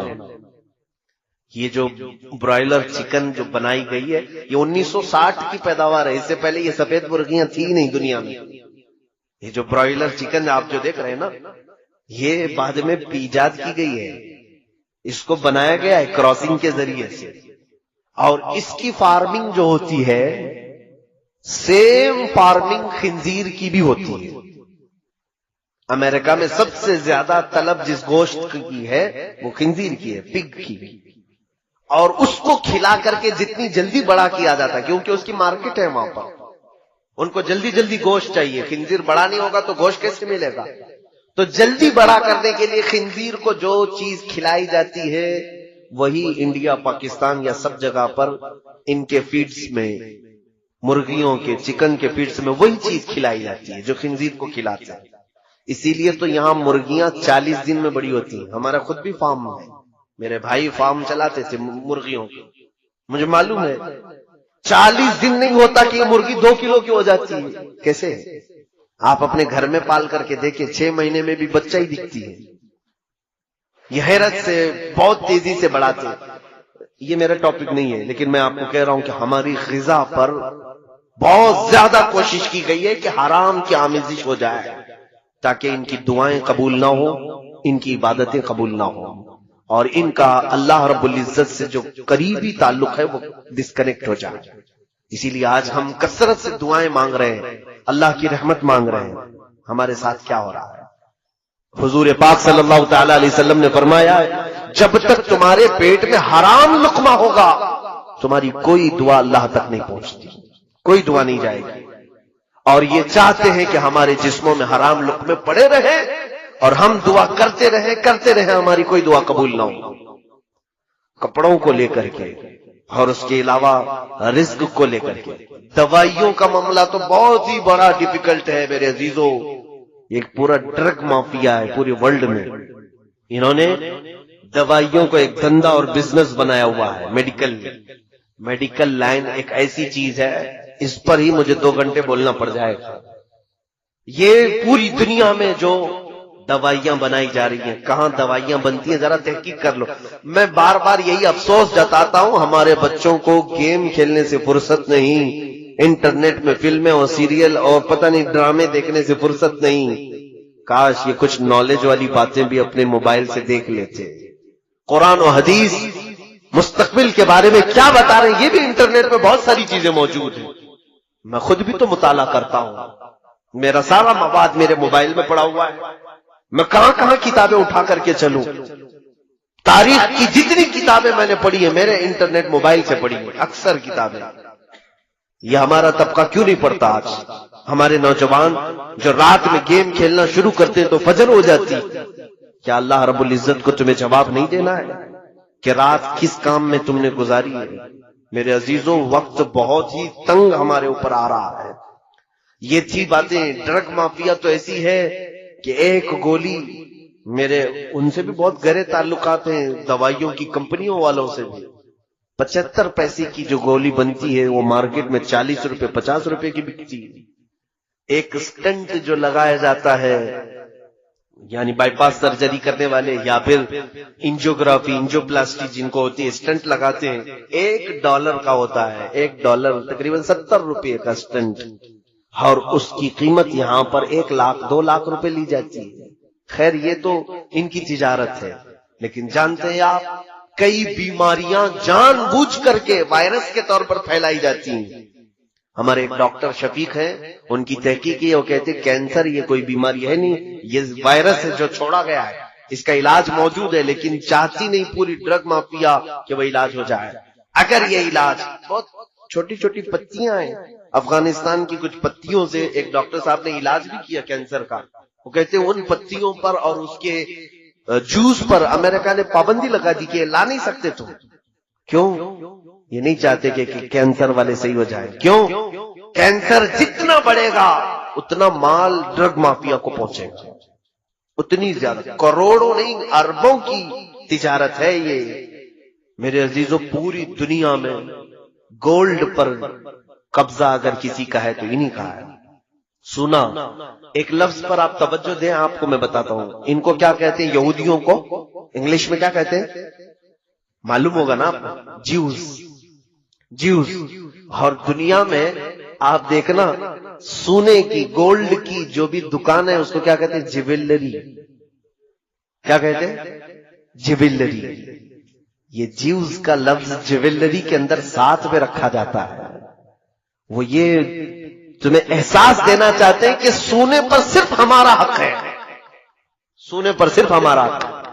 اور یہ بھی آپ کو میں بتاؤں کہ ان کی پلاننگ کہ پوری دنیا میں سونے اور چاندی کو یہ قبضہ کریں گے اور یہ جو بولیں گے وہ کرنسی چلے گی. آج دیکھیں یہ کرنسی کا معاملہ بڑا ڈیفیکلٹ ہے. مجھے آج اعلیٰ حضرت فاضل بریلوی کی یاد آتی ہے. سرکار امام احمد رضا خان فاضل بریلوی رضی اللہ تعالیٰ عنہ 100 سال پہلے ہی ایک رسالہ لکھا ہے، کفل الفقیہ الفاہم فی احکام القرطاس والدراہم. اس پہلے زمانے میں کرنسی کیا چلتی تھی جانتے ہیں آپ؟ سونے کے سکے، چاندی کے سکے. توجہ چاہوں گا، سونے کے سکے، چاندی کے سکے. سونے کے سکوں کو دینار کہتے تھے اور چاندی کے سکوں کو درہم کہتے تھے. درہم اور دینار چلتے تھے پہلے. اب سنیے گا، سونے کا ایک سکہ ہے اور چاندی کا ایک سکہ ہے، اس کی اپنی ایک ویلیو ہے کہ نہیں ہے؟ وہ سونے کا ہے میاں. آج اگر ظاہر سی بات ہے کسی بھی سکے پر بادشاہ کی فوٹو ہوگی جو اس وقت بادشاہ چل رہا ہے، چلے بادشاہ ختم ہو گیا، دوسرا بادشاہ آ گیا، کیا وہ سکہ بیکار ہو جائے گا؟ سکہ خراب ہو جائے گا؟ نہیں، صرف فوٹو بدلنا ہے. جاؤ میلٹ کرو، سنار کو دو، وہ میلٹ کر کے دوسرا سکہ بنا دے گا. لیکن اس کی ویلیو ہے کہ نہیں؟ چلے حکومت ختم ہو گئی، جو سکے چل رہے تھے چاندی اور سونے کے، لے جاؤ سب بیچو. ارے آپ کو تو کلو کے وزن پر قیمت ملے گی. سونے اور چاندی کی ویلیو ہے کہ نہیں؟ یہ یہودیوں نے پوری دنیا سے سونے اور چاندی کے سکوں کو ہٹا دیا اور اس کی جگہ پر کاغذ کے ٹکڑے لائے. کاغذ کے ٹکڑے، پہلے نوٹ تھی نہیں پوری دنیا میں کہیں پر. یہ کاغذ کے ٹکڑوں کو لائے اور اس پر لکھ دیا 1000، تو اب ہم سمجھ رہے ہیں 1000. اس پر لکھ دیا 2000، ہم سمجھ رہے ہیں 2000، جبکہ وہ کاغذ بھی اتنا ہی ہے جتنا نیوز پیپر والا کاغذ ہے. کوئی فرق نہیں ہے پیپر میں. ہاں تھوڑا اچھا کاغذ استعمال کرتے ہوں گے، پرنٹ نکال سکتے ہیں آپ، لیکن وہ کاغذ اس کی ویلیو ہے اپنی. وہ تو ابھی ابھی ہمارے سب کو سمجھ میں آ چکی ہوگی. 2 سال پہلے صاحب نے اعلان کیا تھا رات میں کہ آج سے 9 بجے کے بعد 1000 اور 500 کے نوٹ کی ویلیو ختم. تو دوسرے دن وہ کیا ہو گئے؟ آج اگر آپ کے جیب میں 1000 روپے کی پرانی نوٹ ہو تو آپ کو مجرم سمجھ کے پکڑ کے لے جائیں گے. عزیزو، یہ کرنسی ایسی ہے کہ اس کی اپنی ویلیو نہیں ہے. اگر کسی کے پاس اس زمانے کے، چلیے میں کہتا ہوں 1000 کے نوٹ جمع ہیں، بہت سارے ہیں، بھول گئے تھے آپ چینج کرانا، انہوں نے تو ٹائم بھی دیا تھا 2 مہینے کا، چینج کرا لو، بھول گئے تھے، ابھی اب کہیں تھیلی سے نکلا. آج کے زمانے میں کہاں لے کے جاؤ گے آپ؟ 1000 کے نوٹ ہیں، کہاں لے کے جاؤ گے؟ RBI بھی نہیں لے رہی ابھی. کسی بینک میں جاؤ گے، میرے 1000 کے پرانے نوٹ بدل کے اب 2000 میں دے دو، کہا وہ دروازہ بند ہو گیا. کہا کیا کرے؟ تو بینک کہے کہ جاؤ کسی بنیا کو دے دو، پوڑیا بنائے گا، شکر ڈال کے بیچے گا. اس کے علاوہ تو ان نوٹوں کا کچھ کام نہیں. یا تو آپ کلو کے حساب میں بیچ کے چلے جاؤ، لیکن سونے اور چاندی کی کرنسی کے ساتھ ایسا ہو سکتا ہے؟ اسی لیے سونے اور چاندی کی کرنسی کو پوری دنیا سے ہٹا دیا گیا. یہ چاہتے ہیں کہ کرنسی صرف اور صرف نوٹ کی چلے. اب اور آگے سنیے، اب آگے کا پلان یہ ہے کہ کرنسی یہ بھی ہٹا لی جائے گی، کیش لیس کر دیا جائے گا آپ کو، اور آپ کے ہاتھوں میں اب نوٹ بھی نہیں ہوں گے. دیکھیں آپ ڈیجیٹل انڈیا کا نعرہ لگتا ہے کہ نہیں لگتا؟ آپ کے پاس پے ٹی ایم ہو، اے ٹی ایم ہو، موبائل سے آن لائن آپ پے کر دیجئے. آن لائن سسٹم چل رہا ہے کہ نہیں؟ اب کوئی بھی پیسے بہت زیادہ لاکھوں کے جیب میں لے کے نہیں گھومتا، بلکہ اب آن لائن ٹرانزیکشن زیادہ ہے تو کوئی موبائل سے کر دیا یا پھر اے ٹی ایم سے کر دیا. اس سے بھی آگے کی بات سنیے آپ، اس سے بھی آگے کی بات. یہاں کوئی بٹ کوئن والے لوگ ہیں کیا؟ بٹ کوئن اگر ہے تو توبہ کر لیں، اس سے باز آ جائیں. بٹ کوئن ایک کرنسی ہے جس کو آج تک کسی نے نہیں دیکھا، لیکن اس وقت بہت زیادہ وہ خریدی جا رہی ہے. بٹ کوئن یہ مافیا چلا رہے ہیں اس کو، کچھ مجرمین ایک کرنسی چلا رہے ہیں پورے ورلڈ میں. اللیگل ہے یہ، لیکن اس کی قیمت جانتے ہیں؟ ایک بٹ کوئن 12 لاکھ 13 لاکھ کی بکتی ہے آج، اور بیوقوف لوگ خرید بھی رہے ہیں. آج خریدا آپ نے 12 لاکھ، کل بیچو تو شاید 13 لاکھ میں بک جائے. تو سوچتے ہیں راتوں رات ہم لاکھوں کما رہے ہیں لوگ آن لائن، لیکن وہ ہاتھ میں نہیں ہوگی آپ کے. وہ کرنسی آپ کیسی دکھتی ہے وہ معلوم نہیں، لیکن آن لائن ہے. یہ ان کے منصوبے سنیے. ایک حدیث کی طرف آ کر میں اپنی گفتگو کو سمیٹتا ہوں، ختم کرنا ہے، آخری بات ہے. یہ گفتگو رات بھر چلے تو بھی ختم نہیں ہوگی جو ٹاپک انہوں نے دیا ہے. بس میں آپ کو صرف ایک چسکی دے کر کے جا رہا ہوں، بس کہ آپ ایک گھونٹ پی لیں، انشاءاللہ بعد میں پانی پھر سے پلایا جائے گا. آگے کا پلان یہ ہے کہ کیش لیس کر دو، اور A T M Paytm کچھ کارڈ بھی نہیں، بلکہ کرپٹو کرنسی ایک آئے گی. کرپٹو کرنسی کیا ہے؟ ایک چھوٹی سی میموری کارڈ کی طرح سا ایک چپ، جیسے موبائل میں ڈالتے ہیں آپ، اس میں سارا ڈاٹا آتا ہے کہ نہیں آتا؟ چھوٹی سی چپ آپ کو ان بلٹ کر دی جائے گی ہاتھ میں، اور یہ آلریڈی آسٹریلیا میں چل رہا ہے. ہاتھ میں انجیکٹ کر کے ایک چھوٹی سی میموری کارڈ اس کو ڈال دیا جائے گا. اس کے اندر آپ اپنے بینک کھاتے پورے اس کے اندر رکھو، آپ کے گھر کے پیپر، جائیداد کے پیپر، جتنا ڈاکیومنٹس ہے وہ سب اس کے اندر رہے گا.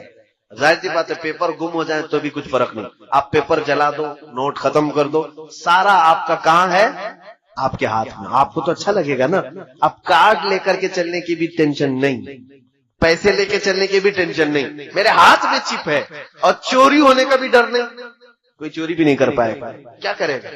تو سب کو یہ آسان لگ رہا ہے، اور لوگ قطار میں لگ لگ کر کے ان بلٹ کروا رہے ہیں کرپٹو کرنسی کو. لیکن اس کا دوسرا پارٹ کیا ہے جانتے ہیں آپ؟ اچھا اس کو آپ کیسے دیکھیں گے کہ میرے اکاؤنٹ میں کتنے؟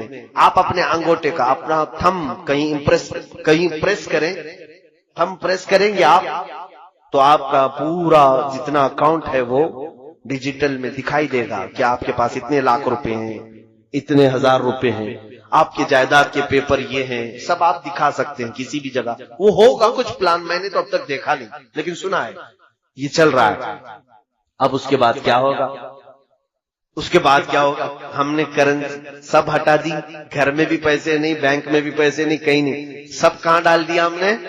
اس چھوٹے سے چپ میں ڈالا ہے. لیکن وہ ویلیوبل ہے، دنیا اس کو کہے گی تم کو دکان میں کچھ خریدنا ہے تو جاؤ تھم لگاؤ، 1000 روپے کے سامان خرید کر کے لاؤ. ابھی کل ہی ہم جا رہے تھے، دھورا جا رہے تھے، ہم نے دیکھا جس کار میں ہم بیٹھے ہوئے ہیں کار پر ایک چھوٹی سی وہ چپ لگائی تھی، ٹول ناکے سے کار گزری، اچانک اس کا گیٹ اٹھ گیا. یہ جدید ٹیکنالوجی دبئی میں تو بہت پہلے سے چل رہا ہے کہ آپ ٹول میں کھڑے ہو کر کے پیسے بھرنا، جو چھٹے واپس لینا ضروری نہیں، 3 مہینے بھر کا شاید ریفل ہوتا ہے. ایک چھوٹی سی چپ دیتے ہیں، کار کے سامنے والے گلاس پر آپ لگائیں، جب بھی آپ کو ٹول کے اندر سے جانا ہے اور اچانک گیٹ اٹھ جائیں گے، واپس آنا ہے، دن میں گھومتے رہو. یہ آپ کے بریلی میں کل میں نے دیکھا ہے کہ نہیں ہے، چپ لگ رہی. تو اس کا مطلب ہوا جو ٹول لینے والے تھے ان کی سب چھٹی ہو گئی، پیسے لینے والے بھی نہیں، دینے والے بھی نہیں، سب پیسہ اس چپ میں آیا ہے. اچھا یہی سسٹم ہمارے ہاتھ میں آ جائے تو آپ کو سمجھے گا اور اچھا ہے. جہاں جہاں پیٹرول ڈالنا ہے ہم ہاتھ کو لگا دیں گے، پیٹرول آ جائے گا. ڈاکٹر کو پیسے دینا ہے، وہاں پر بھی ہم اپنا تھم پریس کر دیں گے، اس کو جتنی بل ہے اس میں سے نکل کے چلی جائے گی. آسان آسان، یہ جو میں بتا رہے ہیں آسان. جب تم سب آسانی میں آ جاؤ گے، پوچھو آپ خود سے کہ حضرت یہ چلتا کس سے ہے؟ ظاہر سی بات ہے، چپ میرے اندر پڑی ہوئی ہے، میں پریس کرتا ہوں، میرا اکاؤنٹ کیسے دکھے گا؟ کیسے دکھے گا؟ میں یہی کہوں گا کہ یہ سارا انٹرنیٹ سے چلے گا. کیسے چلے گا؟ انٹرنیٹ سے چلے گا. اے میرے عزیز، تمہیں یہی ہوش سنبھالنا چاہیے. دوسرا سوال تم یہی کرو کہ اگر انٹرنیٹ بند ہو گیا تو کیا ہوگا؟ اور انٹرنیٹ نہ میرے ہاتھ میں نہ تمہارے ہاتھ میں، سارا ان کے ہاتھ میں ہے. انٹرنیٹ یہ جس وقت چاہیں بند کر دے. جس وقت انٹرنیٹ بند ہوا وہ تمہاری چپ تو وہیں پڑی ہوئی ہے. سامان والے کے پاس جاؤ گے، انگلی گھستے رہو، کچھ نہیں نظر آئے گا، کیونکہ انٹرنیٹ سے چلتا ہے. آج کی آن لائن ٹرانزیکشن کا جو نقصان کشمیر میں ہوا، ان کشمیریوں سے پوچھو. 1 مہینے تک ان کا نیٹ بند رکھا گیا تو ان کے ٹرانزیکشن سب پورے کے پورے وہی سے ٹھپ پڑ گئے. جو آن لائن کرتے تھے کاروبار، ان کا سب ٹھپ پڑا ہوا ہے، کیونکہ نیٹ ہی نہیں چل رہا ہے. تو کیسے کریں گے؟ پیسہ تو اکاؤنٹ میں ہے لیکن وہ دیکھ نہیں سکتے. میرے موبائل میں ایپ ہے، اپلیکیشن ہے بینک کا، میں ڈائریکٹ کھول کر کے دیکھ سکتا ہوں کہ میرے اکاؤنٹ میں کتنے پیسے ہیں. لیکن میرے عزیزوں، کب دیکھ سکتا ہوں؟ جب میرے موبائل میں انٹرنیٹ اوپن ہے. تو اگر انٹرنیٹ بند ہے تو میں موبائل لے کر کے دن بھر پھروں، مجھے پتا نہیں ہوگا میرے بینک میں کتنے پیسے ہیں. صحیح بات ہے کہ نہیں ہے؟ تو آپ کو ڈیجیٹل لائف میں لایا جائے گا، اور کرپٹو کرنسی کے نام پر ایک وقت ایسا آئے گا. وہ حدیث کی طرف میں لے چلتا ہوں. میرے آقا صلی اللہ علیہ وسلم نے فرمایا کہ میری امت پر ایک وقت ایسا آئے گا کہ لوگ قحط میں پڑ جائیں گے، بھوک مری کے شکار ہو جائیں گے، یہاں تک کہ وہ غریبی اور مفلسی میں ایک دوسرے کا گوشت کھانے کی کوشش کریں گے، ایک دوسرے کا خون پینے کی کوشش کریں گے. کیسے؟ یہ وقت آئے گا جب آپ خرید نہیں سکتے، بیچ نہیں سکتے، کچھ نہیں کر سکتے. گھر میں بھوکا تو نہیں مرے گا آدمی، ساری چیزیں ختم کر دی جائیں گی. تب پھر آدمی ایک دوسرے پر جھپٹ پڑے گا، قتل کرنے کی کوشش کرے گا، انسان کا گوشت کھانے کی کوشش کرے گا. ان تمام چیزوں کی طرف اگر کوئی لانے کی کوشش کر رہا ہے تو یہی دجالی جو تنظیمیں ہیں. میرے عزیزوں، یہ ٹاپک چھوٹا نہیں ہے، بہت طویل ہے.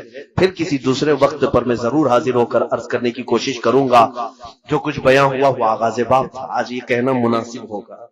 جو کچھ بھی بیان ہوا وہ آغاز باب تھا، لیکن میں انٹلیکچوئل طبقے کو یہ ضرور کہنا چاہوں گا، تم الرٹ رہو، تم حدیثوں کو پڑھو. اللہ کے نبی صلی اللہ تعالی علیہ وسلم نے ہر بڑے حادثے سے تمہیں پہلے ہی بتا دیا ہے کہ کیا ہونا ہے، لیکن صرف حادثے نہیں بتائے کہ قیامت آ جائے گی، دجال آ جائے گا، یاجوج ماجوج آ جائیں گے، بلکہ حدیثوں میں تم یہ پڑھو حضور نے ان سے بچنے کے طریقے بھی بتائے ہیں. یہ میرے آقا کی شان ہے، جہاں حادثوں کی خبر دی وہیں میرے آقا نے یہ بھی بتایا کہ تم اپنے آپ کو کیسے بچا پاؤ گے. جیسے کہ ایک حدیث ملتی ہے کہ حضور صلی اللہ تعالی علیہ وسلم نے فرمایا قیامت کے قریب تم دیکھو گے انگلیوں کے پور سے لوگ گناہ کریں گے. انگلیوں کے پور سے، شاید اس زمانے کے لوگ جانتے بھی نہیں ہوں گے انگلیوں کے پور سے گناہ کیسے ہو سکتا ہے. آج ہم دیکھ رہے ہیں سارا گناہ ٹچ اسکرین سے ہوتا ہے کہ نہیں ہوتا ہے؟ ٹچ اسکرین سے ہماری انگلیوں کا یہ پور، سامنے کا حصہ، یہی تو موبائل پر ٹچ ہوتا ہے. ہر نوجوان بچے اور بچیوں کے ہاتھوں میں جو آج موبائل ہے، اور اپنی تنہائی میں اور اپنے مجمع میں یہ کیا کیا دیکھتے ہیں یہ اللہ جانتا ہے، اور وہ بھی جانتے ہیں کہ اکثر لوگوں کا موبائل غیر امانت دار ہے. بہت سارے لوگوں کا موبائل ان کے دل سے زیادہ غلیظ ہو چکا ہے. میرے عزیزوں، یہ ہم انگلیوں سے اتنے گناہ کر رہے ہیں جتنی ہماری شرمگاہ بھی اتنے گناہ نہیں کرتی جتنا ہماری انگلیاں گناہ کر رہی ہیں.